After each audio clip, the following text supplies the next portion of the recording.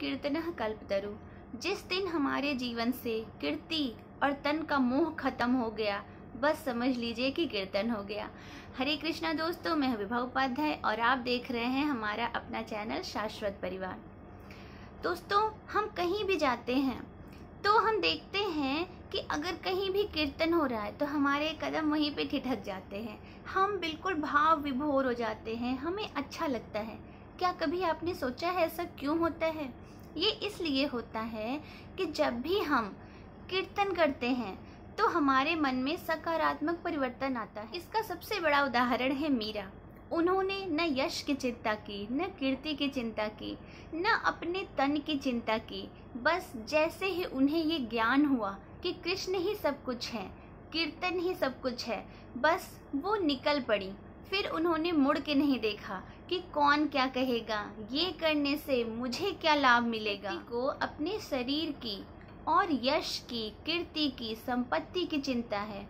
वो व्यक्ति गाना तो गा सकता है, भजन तो कर सकता है, लेकिन कीर्तन नहीं कर सकता। अब आप कहेंगे कि भजन और कीर्तन में अंतर क्या है मेरे भाई?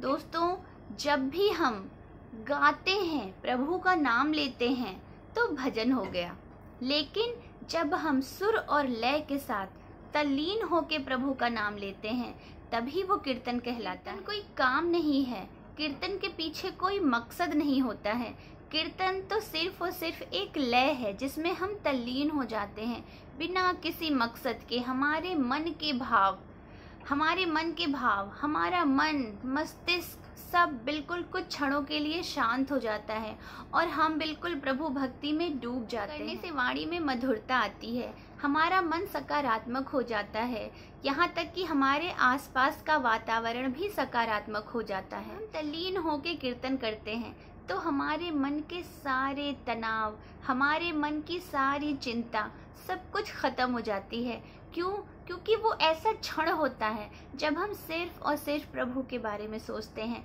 हमारा रोम रोम पुलकित हो जाता है। उस समय हम कुछ और नहीं सोचते हैं।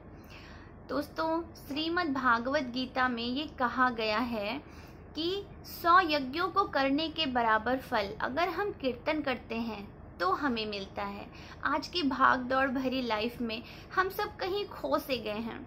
हम सुबह उठते हैं, जल्दी जल्दी अगरबत्ती दिखा देते हैं, हमें लगता है हमने प्रभु का नाम ले लिया, लेकिन नहीं। जरा याद करिए, अपने बचपन में जाइए, कैसे हमारे कानों में गूंज सुनाई पड़ती थी। कभी हरे कृष्ण कृष्ण कृष्ण हरे हरे, हरे राम राम राम हरे हरे की, या फिर कभी सुबह उठते ही रामायण के संगीत से हमारा मन बिल्कुल प्रफुल्लित हो जाता था।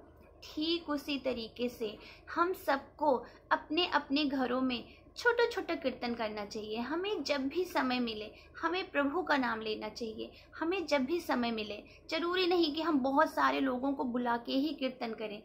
हमें खुद को खुश रखने के लिए, खुद को पॉजिटिव रखने के लिए, प्रभु के समीप रहने के लिए हमें कीर्तन करना चाहिए।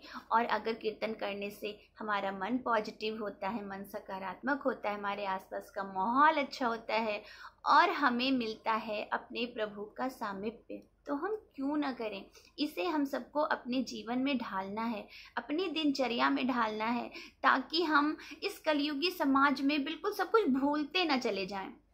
हमें न सिर्फ अपनी संस्कृति से जुड़े रहना है, साथ ही साथ हमें अपने बच्चों को भी अपनी संस्कृति से जोड़ के रखना है। तो आइए हम कीर्तन को अपने जीवन का हिस्सा बनाएं, एक भजन रोज गुनगुनाएं, रोज तल्लीन होके प्रभु को याद करें, चाहे आरती करते वक्त या कभी भी किसी भी वक्त जब हमारा परिवार हमारे साथ हो, हम प्रभु भक्ति में डूबें, गुनगुनाएं और अपने पूरे परिवार को भी कीर्तन का महत्व समझाएं।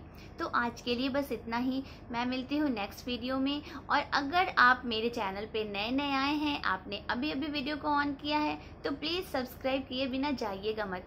और अगर आपको वीडियो अच्छा लगा हो तो इसे लाइक भी कर दीजिएगा और शेयर भी कर दीजिएगा। बहुत बहुत धन्यवाद दोस्तों।